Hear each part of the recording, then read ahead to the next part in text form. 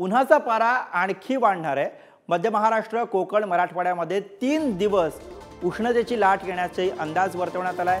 विदर्भामध्ये मात्र अवकाळी पावसाचा इशारा देण्यात आलेला आहे। त्यामुळे अर्थातच पुढचे 3 दिवस हे चिंतेचे असतील। उन्हाचा पारा आणखी वाढणार आहे। मध्य महाराष्ट्र, कोकण आणि मराठवाड्यामध्ये 3 दिवस उष्णतेची लाट येण्याचा अंदाज वर्तवण्यात आलाय। प्रतिनिधी श्रेयस सावंत आपल्यासोबत आहेत, त्यांच्याकडून अधिक माहिती घेऊया।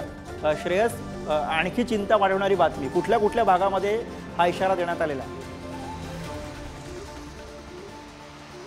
कारण आपण बघितलं तर कोकण, मराठवाडा हा प्रामुख्याने हा भाग आहे जिकडे तापमान वाढणार आहे असं म्हणतायत।